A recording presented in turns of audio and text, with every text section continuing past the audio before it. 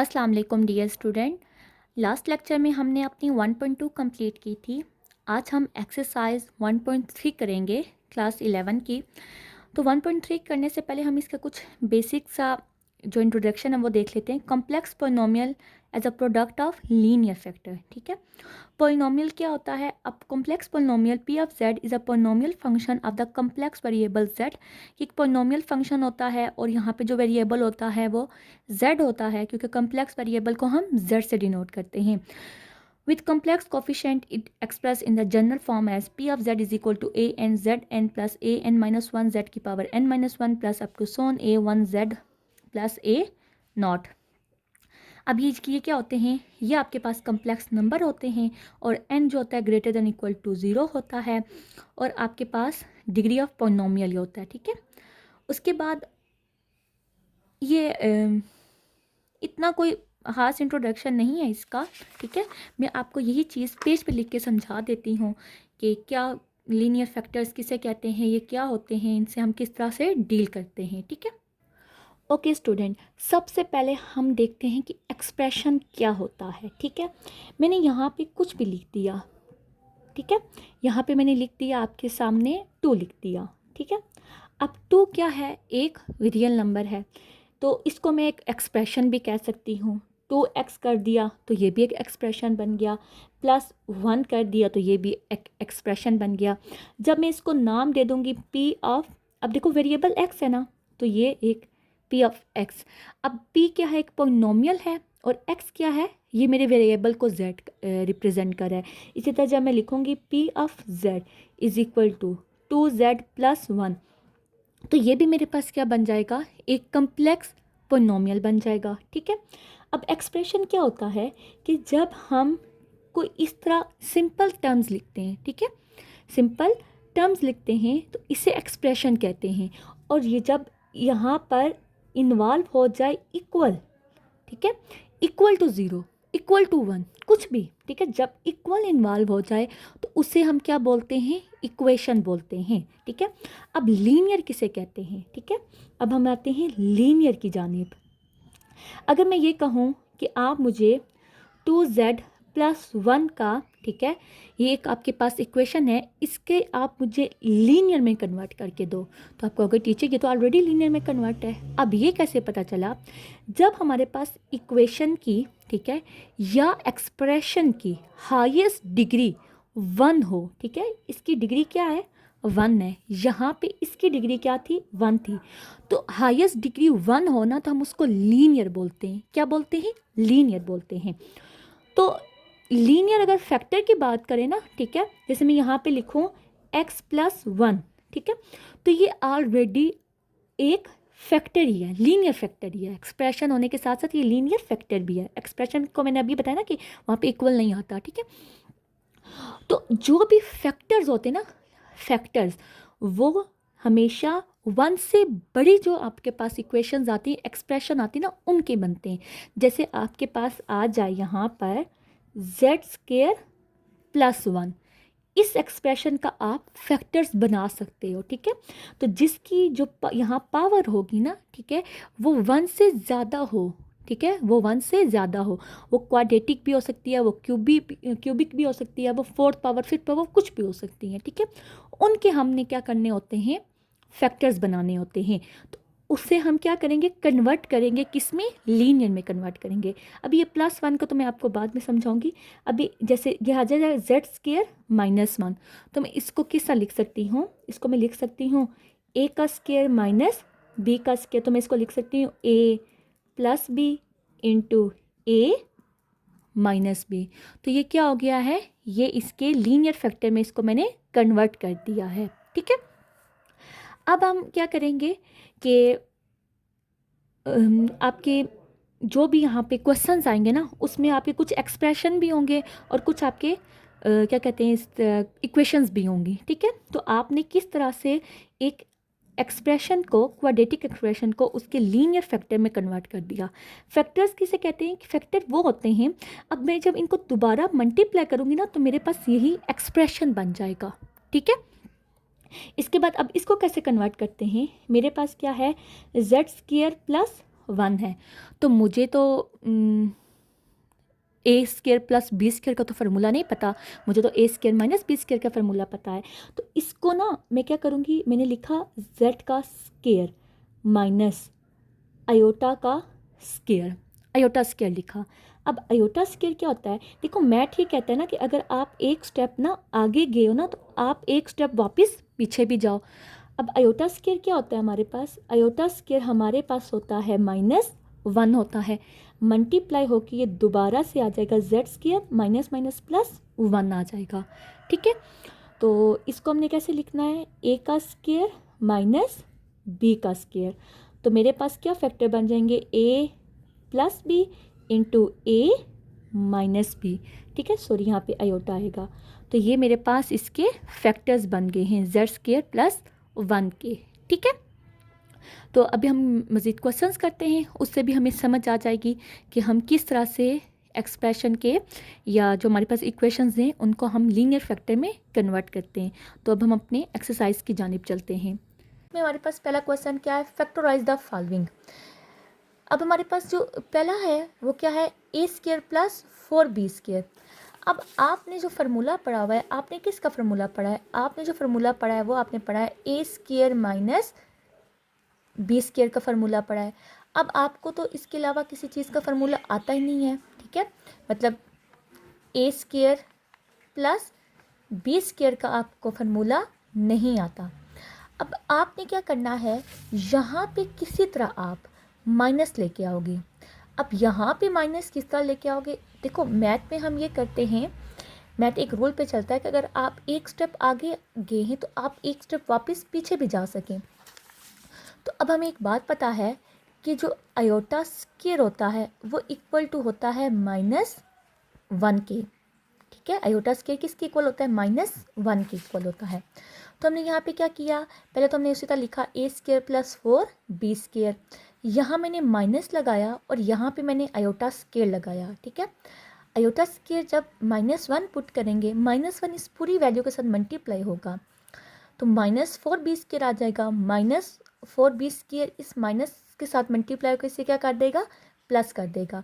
तो मतलब कि हम एक स्टेप वापस पीछे जा सकते हैं, यहाँ पे दोबारा से हमारे पास प्लस आ सकता है। अब हम इसको होल स्केयर में लिखेंगे, A square minus B square form बनाएंगे। तो 4 किसका स्केयर होता है, 2 का, 2b होल स्केयर कर दिया। इसको जब ओपन करेंगे 2 का स्केयर 4 आएगा, b स्केयर b आएगा और एयोटा स्केयर आ जाएगा। ठीक है, ए स्केयर माइनस बी स्केयर हो गया है। अब ये ए plus B into A minus B, तो इसकी कौन सी फॉर्म बन गई है, ये इसकी फैक्टर्स फॉर्म बन गई है। ठीक है, उसके बाद आपके पास नेक्स्ट क्वेश्चन क्या है, 9a square plus 16b square है। सोल्यूशन लिखा 9b स्केयर, सॉरी यहाँ पे a स्केयर आता है, 9a square plus 16b square. अब हमें यहाँ पे माइनस चाहिए तो वही स्टेप करेंगे, 9a square minus 16b square iota square. 9 किसका परफेक्ट स्केयर होता है, 3 का होता है, और 16 किसका परफेक्ट स्केयर होता है, 4 का होता है। 9a square minus 4b iota square लिखा। अभी ए स्केयर माइनस बी स्केयर बन गया तो ए plus B A minus B कर दिया। तो ये आपके पास एक्सप्रेशन था और ये इसके लीनियर फैक्टर्स हैं। इनको दोबारा मल्टीप्लाई करेंगे तो हमारे पास यही एक्सप्रेशन आएगा। ठीक है, तो फैक्टर्स क्या होते हैं कि आप दोबारा से मल्टीप्लाई करो तो आपके पास वही एक्सप्रेशन बन जाए। ठीक है, नेक्स्ट आपके पास क्या है, 3x square plus 3y square है। सोल्यूशन लिखा 3x square plus 3y square. अब इसमें से 3 हम क्या करेंगे, पहले कॉमन लेंगे, फिर ये x square plus y square हो गया। अब इसको यहाँ पे माइनस लाने के लिए हमने क्या किया, आयोटा माइनस आयोटा स्केयर लिख दिया। अब हम इसको A square minus B square form में लिखेंगे तो ये हमारे पास क्या हो जाएगा, a plus B A minus B और 3 एज इट इज़ आएगा। ठीक है, ये इसका पार्ट 4 है, 144 X square plus 225 Y square. हमने सोल्यूशन लिखा, जो हमारे क्वेश्चन था हमने वो लिखा। अब हमें यहाँ पे माइनस चाहिए तो वही स्टेप करेंगे, आयोटा स्केयर लगा देंगे, यहाँ पे माइनस लिखेंगे। 144 किसका परफेक्ट स्केयर होता है, 12 का, और 225 किसका परफेक्ट स्केयर होता है, 15 का। आप ना स्केयर रूट 225 कैलकुलेटर में लिखोगे ना तो आपको एक नंबर दे देगा कि ये इसका परफेक्ट स्केयर है। ठीक है, उसके बाद ये ए स्केयर माइनस बी स्केयर आ गया है तो आपके पास आ जाएगा A plus B into A minus B. Next हमारे पास क्वेश्चन है Z square minus 2 iota Z minus 1। अब देखो यहाँ पे हमारे पास 3 एक्सप्रेशन आ गए हैं। तो जब हमारे पास 3 एक्सप्रेशन आ जाते हैं ना, तो 3 एक्सप्रेशन के लिए हमें क्या करना पड़ता है, उसके लिए हम फैक्टराइजेशन करते हैं। ठीक है, 2 के लिए हमने फार्मूला बनाया था और 3 के लिए हम क्या करेंगे, फैक्टराइजेशन करेंगे। X square minus 2 iota Z minus 1 का स्क्वायर, ठीक है, सॉरी 1 है, Z square minus 2 iota Z, देखिए यहाँ -1 है ना, तो -1 को मैं क्या लिख सकती हूँ, आयोटा स्क्वायर लिख सकती हूँ। अगर मैं यहाँ पे दोबारा माइनस लिखूँ ना, तो आयोटा स्क्वायर की वैल्यू क्या होती है हमारे पास, -1 होती है। जैसे मैं यहाँ पे करूँ ना, माइनस आयोटा स्क्वायर में लिखूँ, ठीक है, तो वो क्या आ जाएगा, -1 माइनस माइनस +1 आ जाएगा। ठीक है, लेकिन फार्मूले में तो यहाँ -1 है ना, तो इस -1 को कवर करने के लिए मैंने यहाँ पे प्लस आयोटा स्क्वायर लिखा है। ठीक है, फिर क्या आ जाएगा, जेड स्क्वायर माइनस, देखिए मिड टर्म ब्रेक करूँगी, minus iota Z plus iota square, इसको इसके साथ मल्टीप्लाई जब करूँगी ना, आयोटा स्क्वायर जेड स्क्वायर ही आएगा। इन दोनों को मल्टीप्लाई करें तो तब भी माइनस माइनस प्लस हो जाएगा, आयोटा स्क्वायर जेड स्क्वायर आ जाएगा। ठीक है, फिर यहाँ से क्या कॉमन आ सकता है, जेड कॉमन आ सकता है, तो पीछे बचेगा जेड माइनस आयोटा, यहाँ से माइनस आयोटा कॉमन लें तो जेड माइनस आयोटा, तो आपके पास क्या आ जाएगा, Z minus iota into Z minus iota, ये आपके पास आंसर है। नेक्स्ट इसका पार्ट है, part number 6, Z square plus 6z plus 13। Solution लिखा, Z square plus 6z plus 13। अब यहाँ पे भी हम मिड टर्म ब्रेक करेंगे, इसको हमने इसके साथ मल्टीप्लाई किया तो ये 13z स्क्वायर आया है। अब देखिए कोई भी नंबर आप ले लें, ये एक इवन नंबर है, ये एक ऑड नंबर है, कोई भी नंबर ले लें। अब 13 का एलसीएम लें, कोई ऐसा नंबर जो 13 पे डिवाइड हो, नहीं, कोई ऐसा नंबर नहीं है जो 13 पे डिवाइड हो सवाए 1 और 13 के। तो इसका मतलब तो ये है कि हम यहाँ पर मिड टर्म ब्रेक ही नहीं कर सकते। उसके लिए आप क्या करेंगे, इसका मतलब ये है कि हम यहाँ पर एक ऐसा नंबर ऐड और सब्ट्रैक्ट करवाएंगे, जिसको ऐड और सब्ट्रैक्ट करवाने के बाद हमारे पास ये एक कंप्लीट स्क्वायर बने। 13 को हम साइड पे कर देंगे, मैंने लिखा Z square plus 6z plus 13, Z square plus 6z। ठीक है, अब ये देखो हमारे पास क्या होता है, ए का स्क्वायर, ठीक है, मैं इस मिड टर्म को ब्रेक कर रही हूँ, प्लस 2a, ए क्या है हमारे पास, z है, और b हमारे पास क्या है, 3 है, इसका मतलब है प्लस 3b स्क्वायर। इसको देखते हुए मुझे यहाँ पे b मिल गया। जब मैंने इस मिड टर्म को ब्रेक किया ना, तो इसको फार्मूले में लिखने की कोशिश की, तो यहाँ पे मुझे पता चला कि यहाँ पे अगर 3 आ जाए, ठीक है, तो ये एक कंप्लीटिंग होल स्क्वायर बन जाएगा।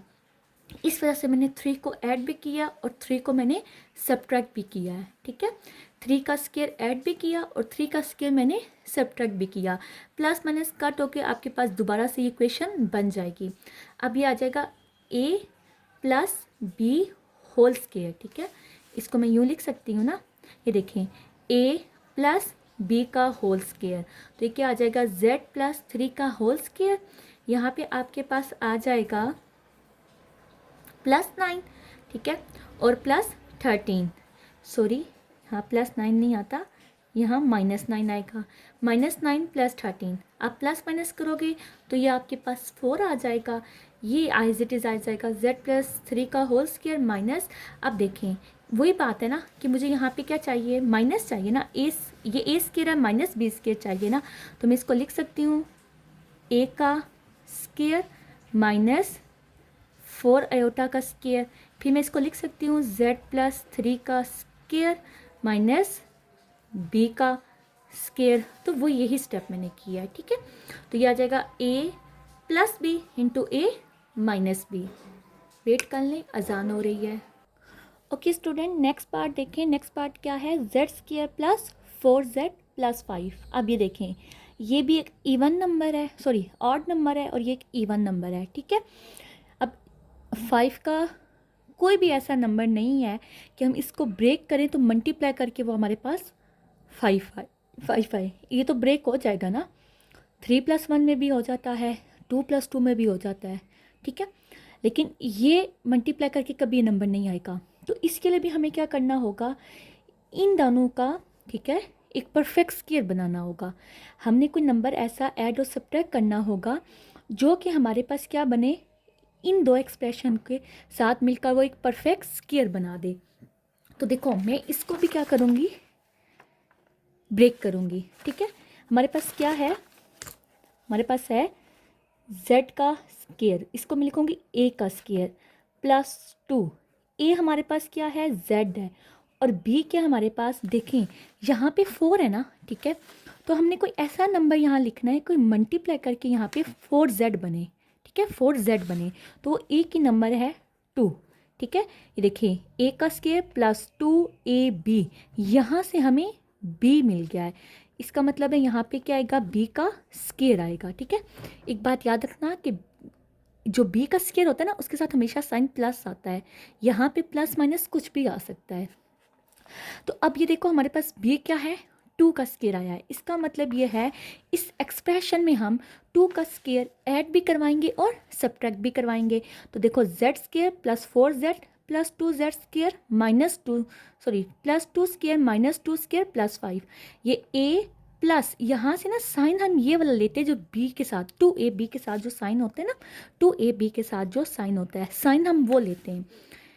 a प्लस b का होल स्क्वायर -2 का स्क्वायर, ये 4 आ जाएगा, +5 हमारे पास क्या आ जाएगा, z +2 का होल स्क्वायर +1। अब 1 को वही बात है कि मैं आयोटा स्क्वायर लिख सकती हूँ, ठीक है, a स्क्वायर -b स्क्वायर की फॉर्म बनानी है। तो क्या आ जाएगा, z +2 का स्क्वायर माइनस आयोटा का स्क्वायर, हमारे पास आ गया a + b into a - b आ गया है, ठीक है। ये हमारे पास नेक्स्ट पार्ट है 2z स्क्वायर -22z +65, ठीक है। अच्छा, इन क्वेश्चंस को करने के ना डिफरेंट मेथड होते हैं, आप कोई भी मेथड अडॉप्ट कर सकते हो, ठीक है। अब यहाँ पे हमारे पास ना परफेक्ट स्क्वायर नहीं बनेगा, तो मैंने इसको ना कंप्लीटिंग स्क्वायर मेथड से किया है। वो क्या कंप्लीटिंग स्क्वायर मेथड का फर्स्ट स्टेप ये होता है कि यहाँ पे जो हमारे पास z स्क्वायर है ना, यहाँ पे जो भी होता है स्क्वायर होता है, x स्क्वायर हो जाए, z स्क्वायर हो जाए, y स्क्वायर हो जाए, उसके साथ यहाँ 1 के अलावा कोई नंबर नहीं आना चाहिए। यहाँ पे 2 है तो इस पूरी एक्सप्रेशन को मैंने 2 के साथ डिवाइड कर दिया है, ठीक है। तो क्या आ जाएगा, z स्क्वायर -22 था ना, तो 22 को जब मैंने 2 के साथ डिवाइड किया तो 11z बना है, प्लस अब 65 का टेबल 2 पे डिवाइड नहीं हो सकता, तो इसी तरह आ गया 65/2। अब हमने क्या किया कि ये जो हमारा मिड वाला होता है ना, ये जो z के साथ हमारा नंबर होता है, इसको हम 1/2 के साथ मल्टीप्लाई करवाते हैं। अगर कटिंग हो रही हो तो कटिंग करवा देते हैं, वरना मल्टीप्लाई करवा देते हैं। ये आ जाएगा 11/2। अब इस एक्सप्रेशन में, ये जो एक्सप्रेशन है, इसमें हम 11/2 के स्क्वायर को ऐड भी करेंगे और सब्ट्रैक्ट भी करेंगे। मैंने ऐड भी किया और सब्ट्रैक्ट भी किया, और ये 65/2 एज इट इज़ आ गया। अब ये बस बन रहा है a - b का होल स्क्वायर, ठीक है। मैंने साइन बताया था, जो ये 2ab होता है इसके साथ जो साइन होता है हम वही लगाते हैं। तो ये बन रहा है a - b का होल स्क्वायर माइनस 11 का स्क्वायर 121, 2 का स्क्वायर 4 + 65/2। अब ये तो ऐसे रहेगा, इसको हमने हल करना है। तो ये आएगा -120, एलसीएम लिया 4 आएगा, और 4 और 4 कटा 121 उसी तरह आया, और 2 2 ज़ा 4, 2 इसके साथ 65 के साथ मल्टीप्लाई हो जाएगा, 135 आया। इनको हमने हल किया तो हमारे पास आया z स्क्वायर -11/2 का होल स्क्वायर प्लस 9/4। अब वही बात है, हमें यहाँ पे आयोटा चाहिए, तो हम इसको लिख सकते हैं क्या, 9/4 आयोटा स्क्वायर, और यहाँ माइनस कर सकते हैं। वही चीज़ मैंने यहाँ पर मतलब एक स्टेप मैंने ड्रैग कर दिया, ठीक है। अब 9 किसका परफेक्ट स्क्वायर होता है, 3 का, 4 किसका परफेक्ट स्क्वायर होता है, 2 का। तो मैंने लिखा a का स्क्वायर -3/2 आयोटा का होल स्क्वायर, ये a स्क्वायर -b स्क्वायर हो गया, ये a माइनस, अब देखो a यहाँ पे क्या है, a हमारे पास है z -11/2, तो ये आएगा a + b into a - b, ठीक है। होपफुली आपको क्वेश्चन नंबर 1 की समझ आ गई होगी। अगर आपको कोई चीज़ नहीं समझ आई तो आप मुझसे पूछ सकते हैं, ठीक है। अब हम चलते हैं अपने क्वेश्चन नंबर 2 की जानिब। क्वेश्चन नंबर 2 हमारा क्या है, क्वेश्चन नंबर 2 ये है, factorise the following polynomial into its linear factor. ठीक है, अब हमने इसको इसके लीनियर फैक्टर में क्या करना है, चेंज करना है। ठीक है, तो मैंने अभी आपको बताया लीनियर किसे कहते हैं। लीनियर उसे कहते हैं जहाँ पे हमारे पास जो फैक्टर्स है ना उनकी हाईएस्ट पावर 1 हो। यहाँ पे भी 1 है। ठीक है, यहाँ पे भी ये फैक्टर बने थे तो इनकी हाईएस्ट पावर क्या थी, 1 थी। ठीक है, तो हमारे पास है z³ + 8। सोल्यूशन z³ + 8 ये आ जाएगा। z का होल क्यूब प्लस 2 किसका क्यूब होता है, सॉरी 8 किसका क्यूब होता है, 2 का क्यूब आ गया। ठीक है, अब हमारे पास ना क्यूब के फार्मूले होते हैं, a का क्यूब प्लस b का cube is equal to a plus b into A²। यहाँ पे प्लस हो ना तो यहाँ माइनस आ जाता है, यहाँ प्लस आता है यहाँ माइनस आता है, -ab प्लस b का स्केयर। ठीक है, ये आपके पास क्या आ गया, फार्मूला आ गया। फार्मूला लिखा a प्लस बी इंटू ए का स्केयर -2ab। ठीक है, अब ये a z था और b 2 था तो 2z लिख दिया +4। फिर हम इसको सिंप्लीफाई करेंगे, z+2 उसी तरह आया, ये हमारे पास आ जाएगा। अब यहाँ पे ना वही हम परफेक्ट स्केयर बनाने की कोशिश कर रहे हैं, क्योंकि देखो कोई ऐसा नंबर कि प्लस माइनस करने से 2 आए, मल्टीप्लाई करने से 4 आए, तो वो 2 + 2 ही होता है कि मल्टीप्लाई करने से 4 आता है, लेकिन प्लस माइनस करने से 2 कभी भी नहीं आएगा। तो फिर हम यहाँ पे जो ऊपर यहाँ इन क्वेश्चंस में स्टेप किए थे वही करेंगे, यहाँ परफेक्ट स्केयर बनाने की कोशिश कर रहे हैं। ठीक है, z² -2z + 1 का स्केयर -1 का स्केयर +4। अब आपको ये मालूम हो जाना चाहिए कि ये 1 कैसे बन रहा है यहाँ पे। ठीक है, क्यों, क्योंकि जब मैं इसको ब्रेक करूँगी ना, a का स्केयर -2, a मेरे पास z है। ठीक है, अब यहाँ b ऐसा लिखूँ कि मल्टीप्लाई करने से 2z बने, तो वो नंबर क्या है, वो 1 ही है कि जिसके साथ मल्टीप्लाई करके हमने वापस से 2z ही मिल सकता है। फिर ये क्या आएगा, +1 का स्केयर। इसका मतलब ये है कि 1 का स्केयर ऐड भी करवाना है और सब्ट्रैक्ट भी करवाना है। +4 ये z -1 का स्केयर। ठीक है, a माइनस b का स्केयर प्लस ये 1 का स्केयर 1 +4 तो ये 3 आ जाएगा। अब मैंने इसको किस फॉर्म में लिखना है, अब मैंने इसको a² - b² की फॉर्म में लिखना है। z -1 का स्केयर माइनस ये स्केयर रूट है ना, ये सिर्फ 3 के ऊपर है, आयोटा स्केयर रूट के बाहर है। ठीक है, स्केयर रूट 3 आयोटा का स्केयर। अब इसका स्केयर रूट क्यों लिया, इस वजह से लिया ताकि स्केयर के साथ ये कट होके आपके पास दोबारा से 3 ही आए। ठीक है, तो ये आ गया a² - b², a + b into a - b, आपके पास फार्मूला लग गया है। ठीक है, उसके पास नेक्स्ट है आपके पास z³ + 27। ठीक है, अब आप इसको कैसे लिखोगे, z³ + 27 है, सोल्यूशन लिखा a³ + b³ a + b into a का स्केयर आता है, सॉरी मैंने यहाँ पे a का स्केयर नहीं लिखा, तो आपके पास आ जाएगा a का स्केयर -ab + b का स्केयर। ठीक है, फिर आपने वही करना है कि इसको आप मिड टर्म में ब्रेक करोगे, तो क्या आ जाएगा, z का स्केयर -3z + 3/2 का स्केयर। अब आप कहोगे कि टीचर ये 3/2 का स्केयर कैसे आया है, मैं आपको बताती हूँ। हमारे पास क्या है, a का स्केयर है। ठीक है, अब देखो प्लस माइनस करने से ना, मल्टीप्लाई करने से 9 बनेगा, प्लस माइनस करने से 3 कभी नहीं बनेगा। तो फिर हमने ना इसमें वही स्टेप करने हैं कि हम b का स्केयर लाएंगे। ठीक है, हम b इसमें ढूंढेंगे। ये a का स्केयर मैंने लिखा है -2, अब a क्या है मेरे पास, z है, और b क्या है मेरे पास, 3 है, 3 2 6 होता है। ठीक है, अब मेरे पास मल्टीप्लाई करके यहाँ पे 6z बन रहा है, जबकि मुझे तो यहाँ पे 3z चाहिए। ठीक है, तो उसके लिए मैं क्या करूँगी, अगर मैं यूँ लिखूँ कि z का, सॉरी ठीक है, मल्टीप्लाई करने से यहाँ पे मेरे पास 6z बन रहा है, जबकि मुझे क्या चाहिए, मुझे तो 3z चाहिए ना। ठीक है, तो मैंने लिखा a का स्केयर -2a, और b जब मैं लिखूँगी ना 3/2। ठीक है, तो देखो ये 2 और 2 कट हो जाएगा, तो आपके पास आ जाएगा a का स्केयर -3z, दोबारा से 3z आ जाएगा। ठीक है, तो इस वजह से अब b यहाँ पे मेरा क्या होगा, 3/2 होगा, ठीक है।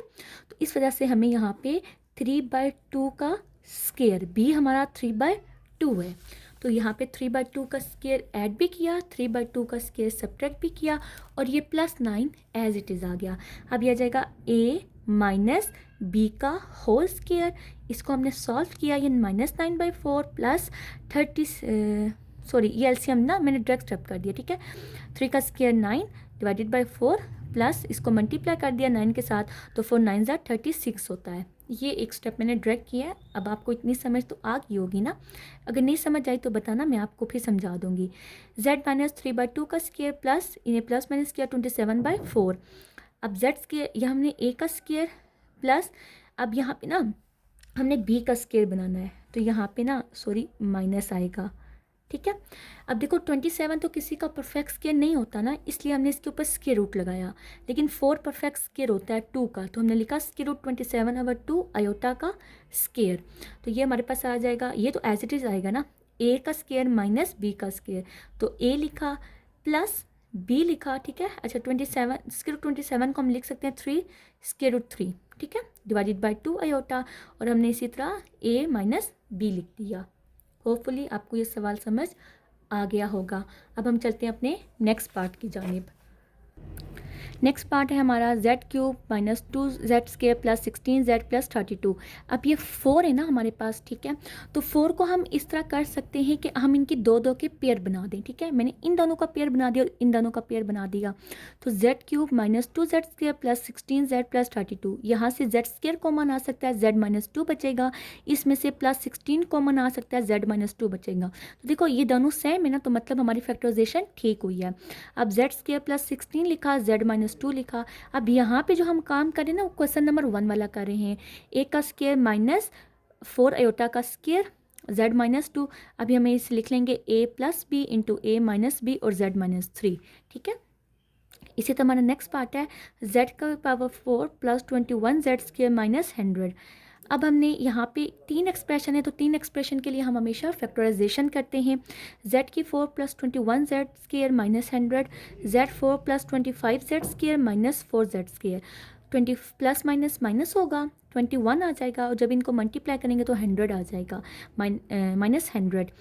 फिर ये 4 एक्सप्रेशन बन के ना, अब हम कॉमन ले लेंगे, यहाँ से हमने z स्केयर कॉमन लिया, ठीक है, तो हमारे पास आ गया z square plus 25, minus 4 common लिया तो z स्केयर प्लस 25 आ गया। अब z स्केयर माइनस 4 और z स्केयर प्लस 25 लिखा। अब इसको हम लिख सकते हैं a square minus b square, और इसके लिए हम यहाँ पे माइनस 5 आयोटा का स्केयर कर देंगे, ठीक है। तो z स्केयर माइनस 5 आयोटा का square, a plus B a minus B into a plus B a minus B, power 4 थी तो हमारे पास फैक्टर भी 4 ही आने चाहिए, ठीक है। हमारे पास 4 फैक्टर्स आ गए हैं। ओके स्टूडेंट, नेक्स्ट पार्ट देखिए क्या है, z की पावर 4 माइनस 16। अब z की पावर 4 को हम लिख सकते हैं z स्केयर का स्केयर, और 16 को हम लिख सकते हैं 4 का स्केयर, दरमियान में साइन माइनस का है, तो ये a square minus b square बन गया। अब हम इसको लिख सकते हैं a plus B into a minus B. हमने इसको लीनियर फैक्टर में कन्वर्ट करना है, अभी भी एक क्वाड्रेटिक फैक्टर है, पावर 2 हो ना तो वो क्वाड्रेटिक फैक्टर होते हैं।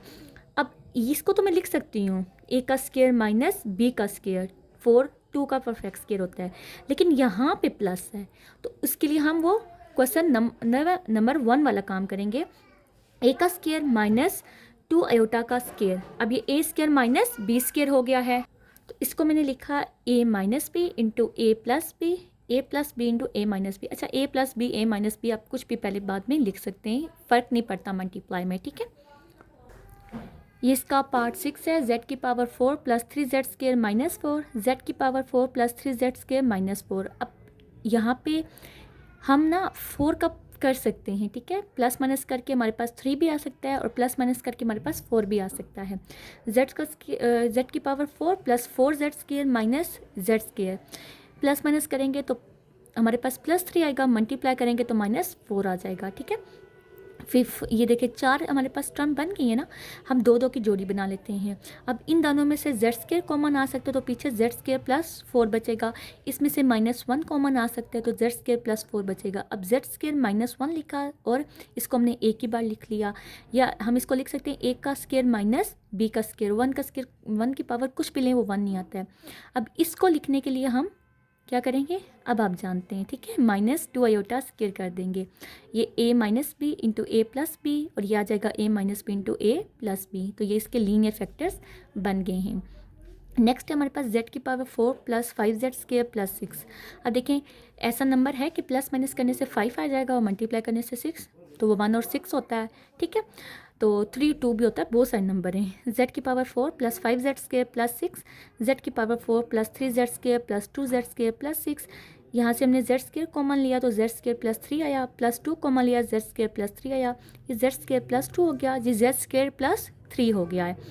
अब देखें ये मैंने ए स्केयर माइनस बी स्केयर के फॉर्म में करना है, ठीक है। तो इस 2 का स्केयर तो 4 आ जाएगा ना, इसलिए मैंने स्केयर रूट 2 कर दिया है। ये ए का square minus square root 2 iota का स्केयर, और यहाँ पे भी 3 का स्केयर तो 9 हो जाएगा। तो 3 बनाने के लिए मैंने अयोटा स्केयर रूट 3 ले लिया है, ठीक है। तो बी का ए का square minus square root 3 iota का स्केयर, ये हमारे पास आ जाएगा A plus B into A minus B into A plus B into A minus B. ये हमारे पास आंसर आ गया है, ठीक है। अब हम चलते हैं अपने लास्ट पार्ट की जानिब। लास्ट पार्ट क्या हमारे पास, z की power 4 minus 32 Z square minus 3969। बहुत बड़ा नंबर दे दिया इन्होंने, ठीक है। तो ये हमारे पास आएगा z की power 4 minus 81 Z square plus 49 Z square. Minus करेंगे तो 32 आएगा और मल्टीप्लाई करेंगे तो आपके पास ये नंबर आ जाएगा, ठीक है। इसका ना एलसीएम लें, एलसीएम लेके ना उनके वो एलसीएम लें, फैक्टर्स बनाए, तो उससे भी आपको ना अंदाज़ा हो जाता है कि आप यहाँ पे क्या नंबर लोगे। अब इन दोनों में से जेड स्केयर कॉमन आ गया तो जेड स्केयर माइनस 81, इनमें से 49 कॉमन आ गया तो जेड स्केयर माइनस 81। अब इसको आप लिखोगे जेड स्केयर प्लस 49 और इसको लिखोगे जेड स्केयर माइनस 81। अब 49 भी आपके पास परफेक्ट स्केयर है, 81 भी परफेक्ट स्केयर है, लेकिन यहाँ पे मसला प्लस का आ गया तो वो आप जानते हो वो मसला आप कैसे सॉल्व करोगे, ठीक है। ए का स्केयर माइनस 7 अयोटा का स्केयर, और यहाँ लिखोगे जेड्स का स्केयर माइनस, यहाँ माइनस था तो फिर अयोटा लगाने की ज़रूरत नहीं है, 9 का स्केयर, तो ये हो गया ए square minus B square A plus B into A minus B, A plus B into A minus B. और यहाँ पे आपका क्वेश्चन नंबर 2 एंड हो जाता है। कोई भी क्वेश्चन हो आप मुझसे कमेंट सेक्शन में पूछ सकते हैं। कमेंट सेक्शन में आपको व्हाट्सएप चैनल का लिंक दिया गया है, आप उसको भी ज्वाइन कर सकते हैं। अब हम चलते हैं अपने नेक्स्ट क्वेश्चन की जानिब। Question number 3। क्वेश्चन नंबर 3 है find the root of z4 plus 7z square plus 144 equal to 0 and hence express is at a product of linear factor. मतलब कि वो लीनियर फैक्टर का ये प्रोडक्ट हमने इसका लिखना होगा और फिर हमने इसके रूट भी फाइंड करने होंगे। रूट मैंने आपको बताया था ना कि क्या होता है कि जब हम फैक्टर्स को इक्वल टू 0 रखकर z की या x की वैल्यू निकाल लेते हैं तो उसको हम इसका रूट बोल देते हैं, ठीक है। अब ये z4 plus 7z square minus 144 equal to 0 है, तो ऐसा करना है कि प्लस माइनस करने से 7 आए, मल्टीप्लाई करने से 144 आए। तो z की power 4 plus 16 Z square minus 9 Z square minus 144 equal to 0। Z square common ले लिया हमने तो हमारे पास आ जाएगा Z square plus 16 minus 9 common लेंगे तो हमारे पास आ जाएगा Z square plus 16 equal to 0। तो हमारे पास क्या आ जाएगा, इन दोनों में से हमने जेड स्केयर कॉमन लिया तो Z square plus 16 minus 9 common लिया तो Z square plus 16 equal to 0। अब जेड स्केयर माइनस 9 एक साथ लिखा और जेड स्केयर प्लस 16 हमने एक बार लिखा इक्वल टू 0। इसको हम लिख सकते हैं ए का स्केयर माइनस बी का स्केयर, इसे भी हम लिख सकते हैं ए का स्केयर माइनस 4 अयोटा का स्केयर, ठीक है। फिर यह आ जाएगा A plus B A minus B और यह आ जाएगा A plus B A minus B equal to 0। तो ये प्रोडक्ट ऑफ लीनियर फैक्टर हो गए, ये चीज़ आपकी प्रूव हो गई है, ठीक है। प्रोडक्ट ऑफ लीनियर फैक्टर, इन सब की हाईएस्ट पावर 1 है, ये फैक्टर्स भी हैं और ये आपस में सारे मल्टीप्लाई भी हो रहे हैं, ठीक है। अब लीनियर फैक्टर को हम लेंगे, उसका रूट फाइंड करेंगे, ठीक है। लीनियर फैक्टर क्या था, z plus 3 z minus 3 z plus 4 iota z minus 4 iota equal to 0। Roots के लिए हमने क्या किया, z plus 3 equal to 0, z minus 3 equal to 0, z plus 4 iota equal to 0, z minus 4 iota equal to 0। अब यहाँ पे ये 3 क्या हो रहा है, प्लस 0 तो जाके माइनस हो जाएगा, z is equal to minus 3, z is equal to 3 ठीक है। z is equal to minus 4 iota, z is equal to plus 4 iota.